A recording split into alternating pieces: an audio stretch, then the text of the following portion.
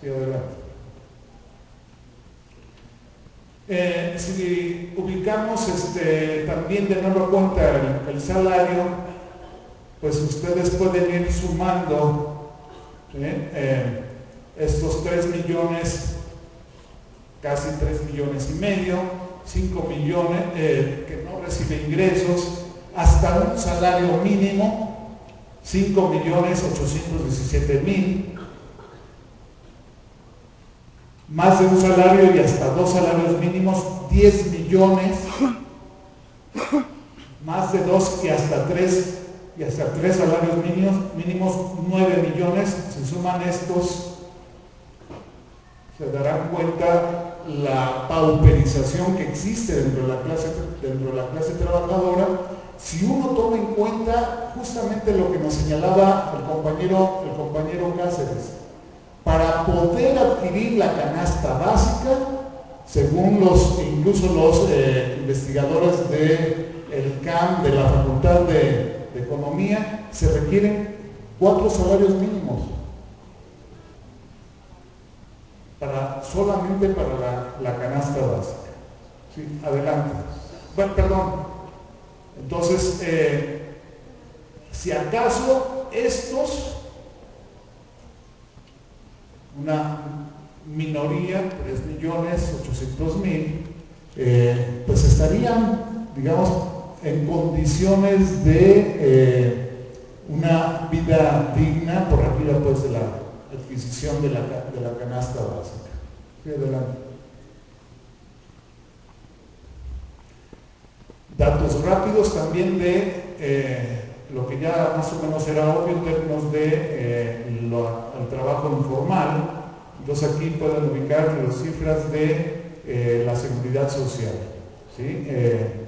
La población ocupada sin seguridad social en las barras rojas, y bueno, pueden ubicar estos 28 millones y pico de trabajadores que no tienen seguridad social. Sí, adelante.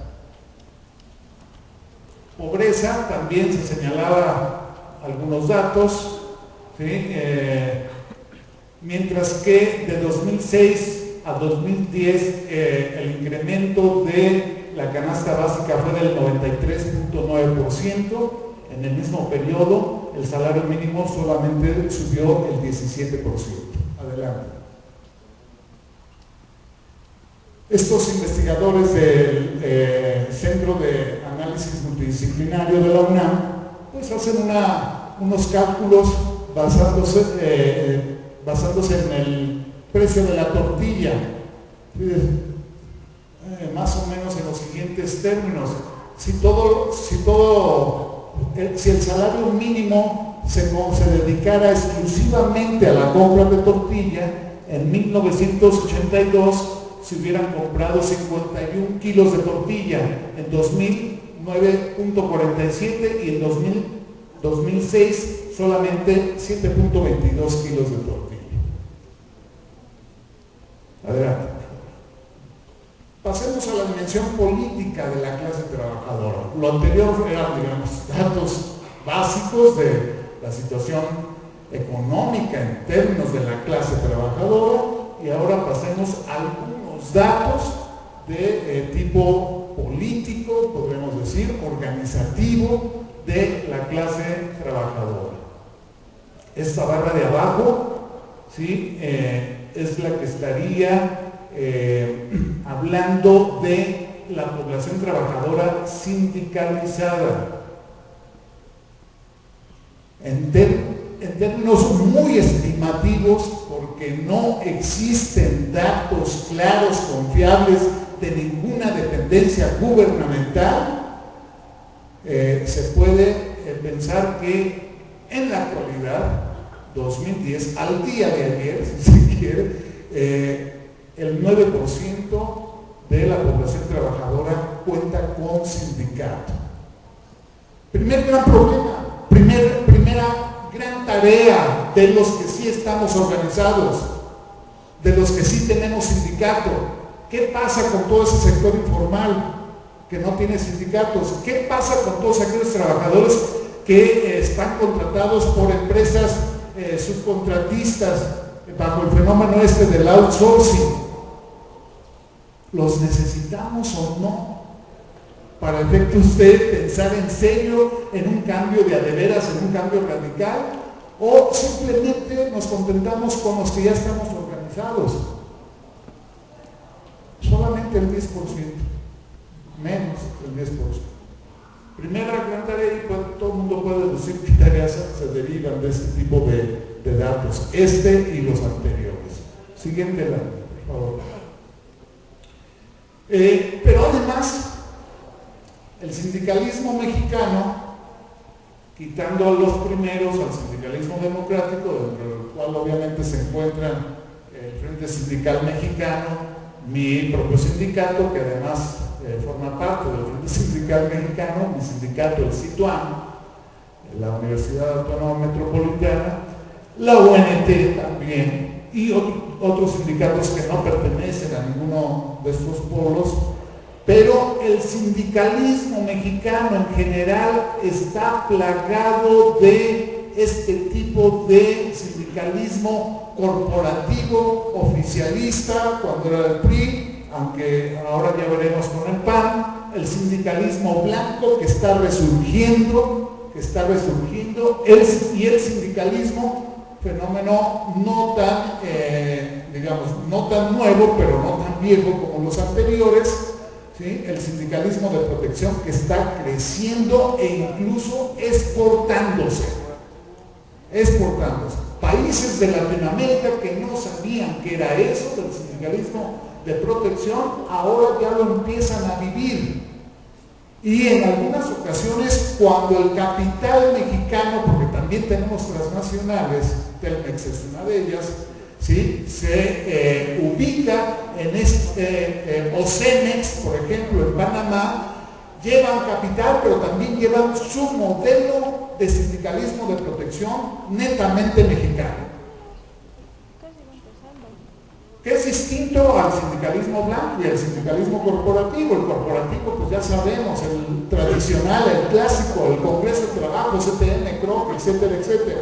¿Sí? El sindicalismo blanco, pues aquel creado en los 30 para contrarrestar a los sindicatos comunistas, creado directamente por los empresarios, básicamente con sede en Monterrey, pero que se está extendiendo.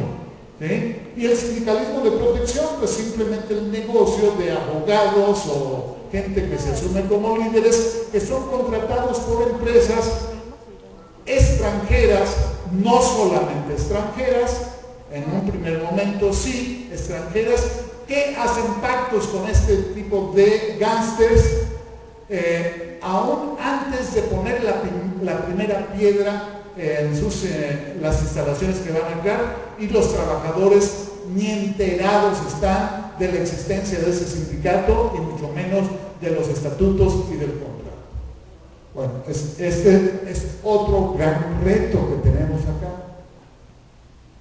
Y que además habla de, aquí oculto en esto, nos habla de otro gran problema, la dispersión, la fragmentación de los trabajadores mexicanos.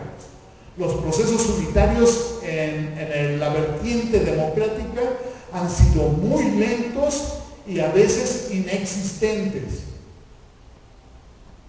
Los polos democráticos existentes, los dos que ya mencioné, pues déjenme decirles con toda franqueza, pero no ha todavía diseñado un camino, una ruta para superar el sectarismo, el aislacionismo, la competencia en estos polos, y efectivamente, como ya se dijo, urge la unidad, no solamente entre esos dos polos, porque tenemos el problema del 90% que no son afiliados, y además este otro tipo de sindicato que implica una serie de tareas. Bueno, perdón, regrésate al anterior, por favor. Es que me faltó explicar esto un poquito cuando menos, ¿no? El gobierno mexicano, Felipe Calderón en particular, pues quiso ser conocido como el presidente del empleo. Ya las cifras económicas pues desmienten de manera absoluta, radical, este tipo de calificativo. Pero después se refugia en la lucha contra lo que se debió llamar la delincuencia organizada. Fue el concepto que se acuñó y que se usa de manera frecuente. Pero para nosotros los trabajadores,